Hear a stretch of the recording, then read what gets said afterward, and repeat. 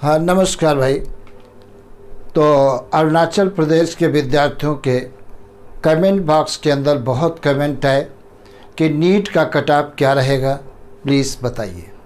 तो हमने 2-3 सालों के पेपर की एनालिसिस की और एक एक्सेप्टेड कट ऑफ हमने बनाया जो हम आपको बताने जा रहे हैं। अब देखा जाए ये एक्सपेक्टेड कट ऑफ कितना हो सकता है, उसके पहले हम आपको बता दें YouTube पर मिश्रा क्लासेस के नाम से हमारा चैनल चल रहा है और उस चैनल में 9th class, 10th class, 11th, 12th और नीट से संबंधित सारे सब्जेक्ट के लेक्चर YouTube पर डाले जा रहे हैं और प्रत्येक चैप्टर फर्स्ट से लास्ट तक, स्टार्टिंग से लास्ट तक पूरा लेक्चर कवर कर रहे हैं। तो अगर जो आप मेरे लेक्चर पढ़ते हो तो बहुत बड़ा फ़ायदा होगा। फॉर एग्ज़ाम्पल 26 अप्रैल 2020 को मैंने पहला लेक्चर YouTube पर डाला था और जब पहला लेक्चर मैंने बायो का डाला था तो ये बात मैंने बताई थी कि अगर मैंने जो चैप्टर पढ़ाया है नीट में उस चैप्टर से क्वेश्चन आता है तो मेरे लेक्चर से आएगा। 26 अप्रैल से 1 सितंबर तक मैंने 17 चैप्टर पढ़ाए हैं और 17 चैप्टर से 39 क्वेश्चन मेरे लेक्चरों से आए हैं। इसका एविडेंस भी मैंने वीडियो के माध्यम से आप लोगों तक पहुंचाया है। मैंने ये बताया है कि ये इस नंबर का क्वेश्चन मेरे इस लेक्चर से आया है, आप देख सकते हैं। तो अगर जो मैं बायो के सारे, बायो में 38 चैप्टर हैं, 11th में 22 हैं और 12th में 16 हैं, तो टोटल 38 चैप्टर हैं। 38 चैप्टर अगर हम YouTube पर डाल देते हैं जैसा कि इस साल हम करेंगे तो 100% नीट में जितने भी क्वेश्चन आएंगे बायो के वो मेरे लेक्चर से आएंगे। इसलिए आप कंटिन्यूअस पढ़ते रहें। जो 2021 का नीट का एग्ज़ाम देना चाहते हैं तो एक बात और ध्यान रखना, आज हम नीट की काउंसलिंग से रिलेटेड चीज़ें बताने जा रहे हैं। सबसे पहले अगर जो चैनल लाइक नहीं किया है तो चैनल लाइक कर लीजिए, बेल आइकन प्रेस कर दीजिए, चैनल को सब्सक्राइब कर दीजिए।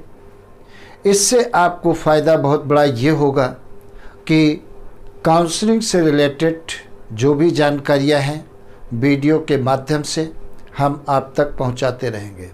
और अगर ये काम नहीं करोगे तो काउंसलिंग से रिलेटेड जानकारी हम आप तक नहीं पहुंचा पाएंगे। इसलिए ये काम आपको कर लेना चाहिए सबसे पहले, जैसे काउंसलिंग में किसी भी प्रकार की गड़बड़ी न हो, किसी भी प्रकार की चूक न हो। हमने देखा है कभी कभी क्या होता है, नंबर तो हमारे बहुत अच्छे आते हैं, फर्स्ट काउंसलिंग में हमारा नाम नहीं आया तो हम टूट जाते हैं और सोच लेते हैं कि मेरा सिलेक्शन नहीं हुआ। पता लगा सेकंड या थर्ड काउंसलिंग में हमारा नाम तो आ गया, लेकिन हमें जानकारी न होने के कारण हम कॉलेज एडमिशन नहीं लेने पहुँचे और हमारा एडमिशन कैंसिल हो गया। कहीं ऐसी नौबत ना आए, इसलिए चैनल को लाइक करना, सब्सक्राइब करना, बेल आइकन प्रेस करना बिल्कुल मत भूलिए। अब देखा जाए एक्सपेक्टेड कट ऑफ मैंने अपनी तरफ से क्या बनाया है। इसमें 10-20 नंबर, 10-20 तो बहुत ज़्यादा हो जाते हैं, 10-5 नंबर का वेरिएशन मिल सकता है। 10-5 नंबर कट ऑफ ऊपर भी जा सकता है, 10-5 नंबर कट ऑफ नीचे भी जा सकता है। हम यहाँ पर रैंक की बात करने जा रहे हैं। अगर कोई लड़का अनरिजर्व कैटेगरी का है, अनरिजर्व कैटेगरी का है, अच्छा एक बात और तुम्हें बताएं, पिछले साल के कंपेयर में इस साल का पेपर इजी था, लेकिन कट ऑफ में अगर सोचें आप बहुत ज़्यादा डिफरेंस होगा तो कट ऑफ में बहुत ज़्यादा डिफरेंस नहीं आएगा। तो देखा जाए क्या होता है, अगर किसी बच्चे, यहाँ पर मैंने नोट कर दिया रैंक, रैंक हम बताने जा रहे हैं। अगर कोई बच्चा जनरल कैटेगरी का है, अगर कोई बच्चा जनरल कैटेगरी का है, अनरिजर्व कैटेगरी का है और उसकी रैंक आ रही है 11,000, उसकी रैंक आ रही है 11,460 के आसपास आ रही है, तो 100% उसका सिलेक्शन होगा। और अगर कोई बच्चा ओबीसी का है, अगर ओबीसी का है, उसकी रैंक कितनी आनी चाहिए? अगर जो 12,220 तक अगर रैंक आ रही है तो 100% सिलेक्शन होगा। और अगर कोई बच्चा एससी का है, तो एससी में क्या होता है? अगर उसकी रैंक 63,485 तक आ रही है तो निश्चित सिलेक्शन होगा।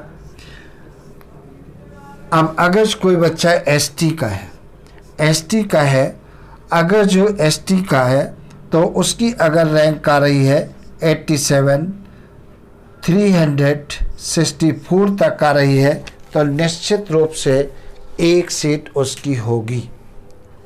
तो मैंने ये expected cut off Arunachal Pradesh का बताया है। इसमें रैंक मैंने बताई है, अगर जनरल कैटेगरी का कोई बच्चा है और इतनी रैंक अगर वो गेन कर रहा है तो 100% उसका सिलेक्शन होगा। और अगर ओबीसी का है और रैंक की आ रही है तो निश्चित सिलेक्शन होगा।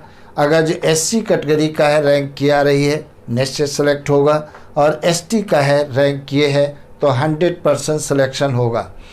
तो इस प्रकार से आपको घबराने की ज़रूरत नहीं है।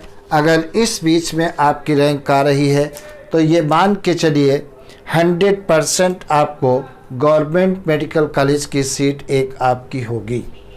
दूसरी बात तुमको बताएं, फर्स्ट काउंसलिंग और लास्ट काउंसलिंग के बीच में डिफरेंस कम से कम 20 और 25 नंबर के बीच में आ जाता है। काउंसलिंग में आप विशेष रूप से ध्यान दें कि फर्स्ट काउंसलिंग में लास्ट टेस्ट एडमिशन कितने पर हुआ है और सेकंड काउंसलिंग में लास्ट एडमिशन कितने पर हुआ है। उस हिसाब से आपको आइडिया लग जाएगा कि थर्ड काउंसलिंग में हमारा नाम आएगा या नहीं आएगा। अगर बाई चांस 2-4 नंबर की कमी रह जाती है तो कंटिन्यूअस आप मेहनत करें। और मई में फिर से नीट का एग्जामिनेशन है, 6-7 महीने की बात है। 6-7 महीने कितना जल्दी निकल जाते हैं इसके बारे में आप सोच भी नहीं सकते हो। तो लगातार आप कंटिन्यूअस मेहनत करते रहें। और हम तो चाहेंगे, भगवान भोलेनाथ से प्रार्थना करते हैं कि आप इसी साल सेलेक्ट हो जाएं और दीपावली में दीपक आप एज ए डॉक्टर के रूप में मनाएं। घर के अंदर एक नई खुशहाली आई और घर की एक नई प्रोग्रेस हो।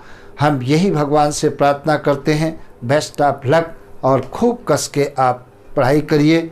और चैनल को लाइक कर लीजिए, सब्सक्राइब कर लीजिए, बेल आइकन प्रेस कर दीजिए, जैसे काउंसलिंग से रिलेटेड जितनी भी जानकारी है वो हम आप तक पहुंचाते रहें।